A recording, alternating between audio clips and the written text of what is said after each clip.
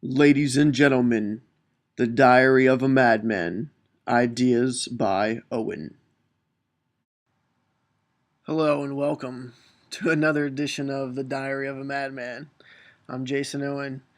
Um, the reason I'm in the dark this time is I want to tell you kind of a scary story that I've been working on. And uh, this idea of maybe a book about kind of a play off of one of my favorite books, one of the first books that I ever read as an adult, Dracula.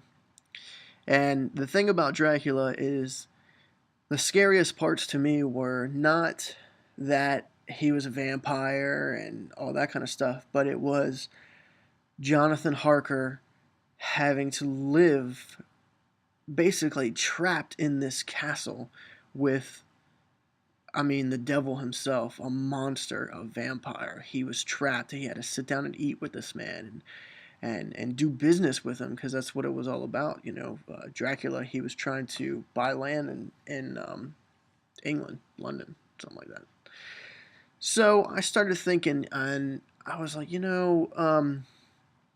what what kind of monsters do we have here in America? We have Bigfoot. It's not really a monster. So I started thinking about, we have witches. That's like not a huge part of our history, but that's something that like they dealt with in pioneering Puritan times when we first came here. Besides savage native men, there were witches among our ranks. And I don't really think there's any burning of the stakes historically, but that's something that people believe.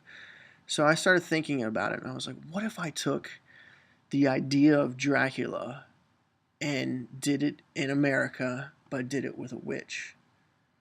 So I came up with the witch story.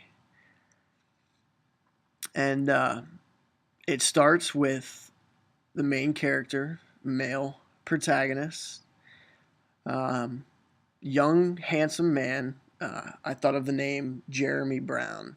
Actually, I think that was a kid in one of my first classes that I talked to at Full Sail, and it was a great name. So you have this guy, and he works in kind of big city of Boston or wherever in Massachusetts. So he works for kind of like a firm of sorts where it's um,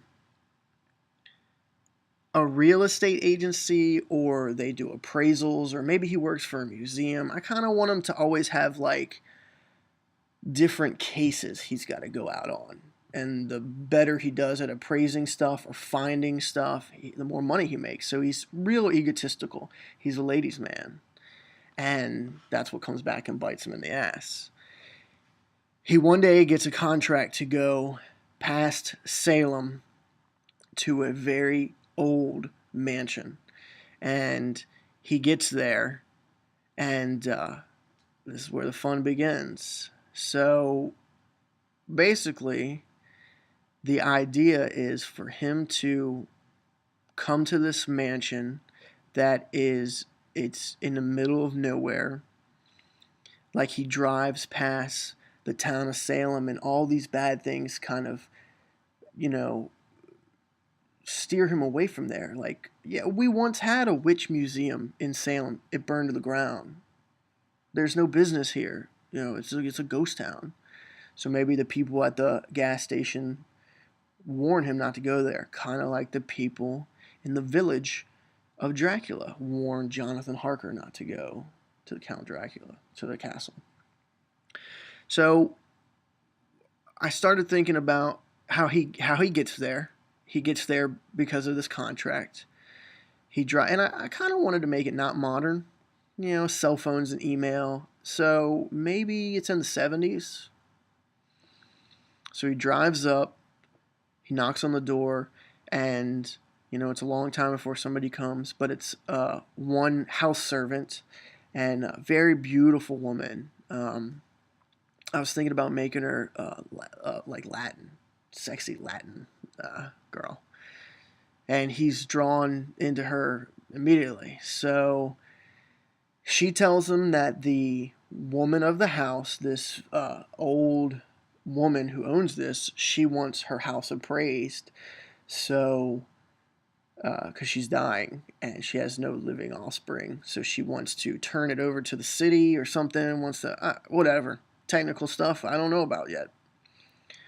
So he takes the tour of the house. He finds out that this is a huge mansion. You know, there's a library, there's basements, there's a huge kitchen, multiple rooms. And he's like, "This is gonna take a long time, you know. And why don't you stay with us? Stay here, you know. Well, where's the old lady? She's not feeling well, so maybe tomorrow you can meet her." So he spends the night. And that night, there's a huge storm, and he wakes up, and a tree has fallen on his car, and he's stuck. You know, there's no phone, there's no power. There's people come to drop off food, but that's once a month, you know, and we're kind of miles and miles away from the main town. Well, I guess I'll stay and start doing my job, and then that's where trouble just ensues. I think I want to do like the 13 Nights of Hell. Each night, something just bizarre and crazy happen. And what goes on is the witch. What do we know about witches? You know, like cauldrons and spells and burning at the stake and Salem and all that kind of stuff. Well, what I wanted to do was this witch, like Dracula, lives off of the suffering of humans. So you have not really sucking the blood, but taking the soul. Like she basically withdraws your soul from you, your essence of a human. And as this starts happening to Jeremy, he starts getting older and older and weaker. And there's an analogy at the beginning where he's such a ladies' man. He loves himself in the mirror, and the mirror is going to play a big part in this story where he's just constantly looking bad, looking older, looking decrepit in the mirror. And as these nights go on, things happen. Like he finally meets the old woman in the very beginning, and she looks like she's on death's door, you know, in a wheelchair with the little IV bag, and she's incoherent. You can't understand her. And so his main person he talks to is this housekeeper, and he's slowly hitting on her, and they eventually have a steamy night of passion. Come to find out, that's not so steamy because she's a corpse. As the lightning cracks, he realizes that he's in bed with a corpse. Screaming and running, he runs down the halls, and the hallways just are never ending. He gets kind of lost. Like, I take a left turn, but there's another left turn, and then there's a straightaway, and this straightaway goes on and on and on and on, and then there's a right turn, but it's another right turn and another right turn, and oh my God, I'm going crazy. I'm going crazy. And then it's a night of just being alone. There's nobody here. And the phone is ringing. What phone? There's no phone here, and it's ringing. It won't stop ringing. I gotta get out. I gotta get out. So he goes to run, and as he's running just down the street in the middle of the day, a thick fog, and he's swiping at this fog, and I can't get out. So it's literally 13 nights of terror. Things happen like that, and the more stay away from gruesome, but the more monstrous, the better, right? It's a horror story. So eventually, one night, there's a fire going in one of these rooms, like a fire in a fireplace. He walks up, and there's an old lady there. And who are you, ma'am? You know, oh, I'm the witch. I'm the lady. You know, she doesn't say that, but she's younger. I'm Mrs. I think. Oh, her name is Sebastian. That's what it is. Sebastian. Um, I'm Mrs. Sebastian. We met before, and he's blown away. Why are you so young now? And she gets younger and more alive the more she tortures this poor guy.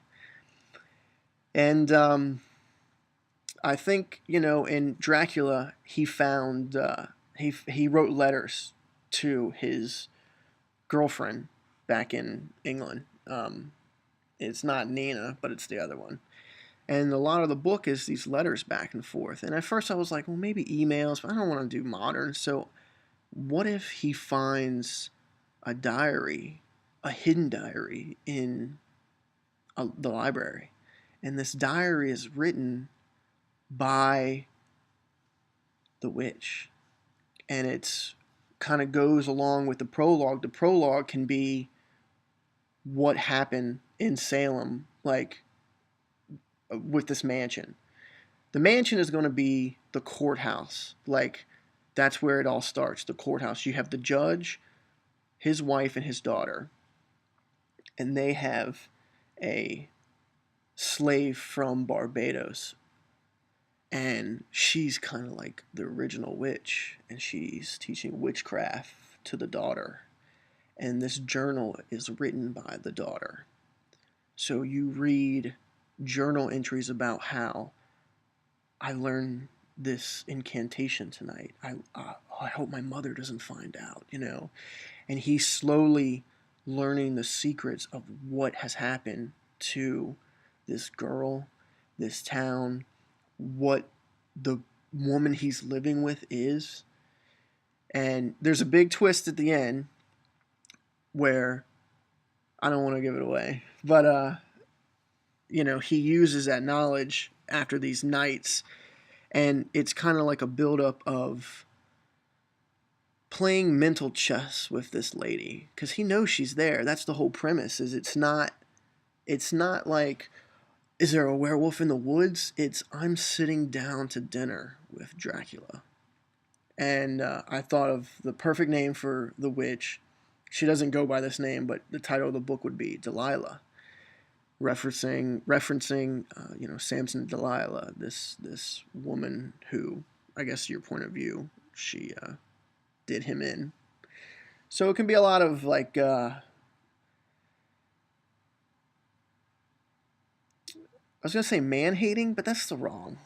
That's not it. It's more like just vindictive for what happened to these women in the Puritan times. So that's the witch story. It's a lot deeper than that, but I wanted to get it down on film. I don't have my glasses on because they were blurry, but it looks like 13 minutes. That's a great place to stop. I hope you enjoyed this eerie edition of Ideas by Owen. Thank you.